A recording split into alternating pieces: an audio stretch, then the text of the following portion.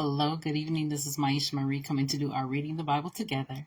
And today we'll be actually finishing out the book of First Kings. We'll be reading chapter 20 through 22 today from the New Living Translation as always. And we're going to go ahead and get started.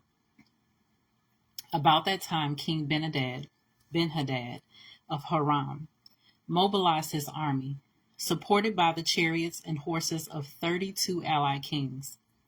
They went to besiege Samaria, the capital of Israel, and launched attacks against it. Ben-Hadad sent messengers into the city to relay this message to the king Ahab of Israel. This is what Ben-Hadad says: "Your silver and gold are mine, and so are your wives and the best of your children." "All right, my lord the king," Israel's king replied.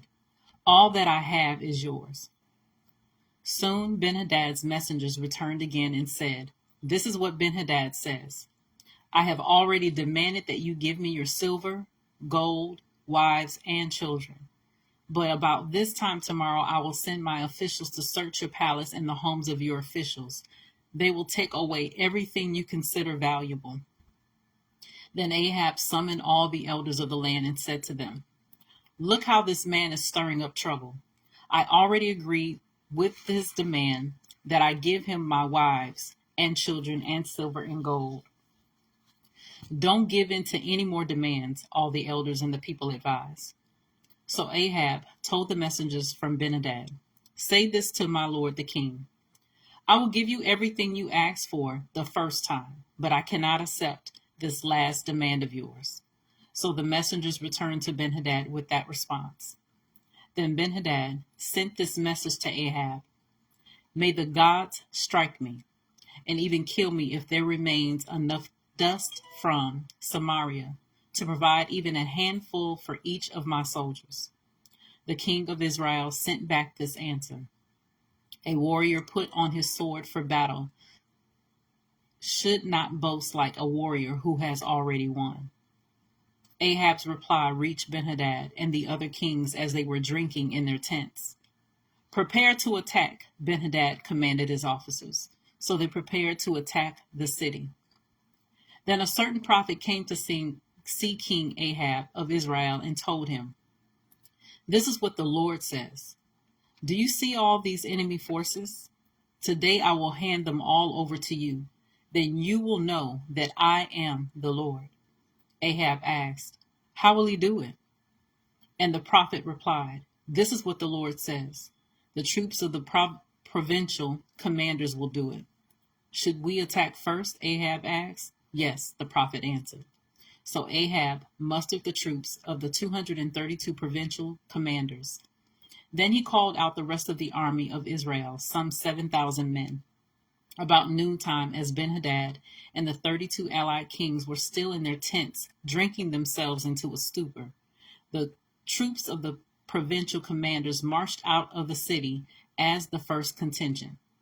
As they approached, Ben-Hadad's scouts reported to him, "Some troops are coming from Samaria." "Take them alive," Ben-Hadad commanded, "whether they have come for peace or for war." But Ahab's provincial commanders and the entire army had now come out to fight. Each Israelite soldier killed his Aramean opponent, and suddenly the entire Aramean army panicked and fled.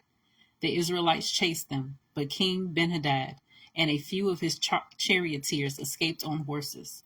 However, the king of Israel destroyed the other horses and chariots and slaughtered the Arameans.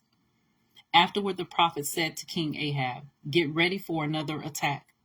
Begin making plans now, for the king of Aram will come back next spring." After their defeat, Ben-Hadad's officers said to him, "The Israelite gods are gods of the hills. That is why they won, but we can beat them easily on the plains. Only this time replace the kings with field commanders. Recruit another army like the one you lost. Give us the same number of horses, chariots, and men, and we will fight against them on the plains. There's no doubt that we will beat them." So King Ben-Hadad did as they suggested. The following spring, he called up the Aramean army and marched out against Israel, this time at Aphek. Israel then mustered its army, set up supply lines, and marched out for battle. But the Israelite army looked like two little flock of goats in comparison to the vast Aramean forces that filled the countryside. Then the man of God went to the king of Israel and said, "This is what the Lord says. The Arameans have said, 'The Lord is a God of the hills and not of the plains.' So I will defeat this vast army for you. Then you will know that I am the Lord." The two armies camped opposite each other for 7 days, and on the seventh day the battle began. The Israelites killed 100,000 Aramean foot soldiers in one day. The rest fled into the town of Aphek. But the wall fell on them and killed another 27,000. Ben-Hadad fled into the town and hid in a secret room. Ben-Hadad's officers said to him, "Sir, we have heard that the king of Israel are merciful. So let's humble ourselves by wearing burlap around our waists and putting ropes on our heads, and surrender to the king of Israel. Then perhaps he will let you live."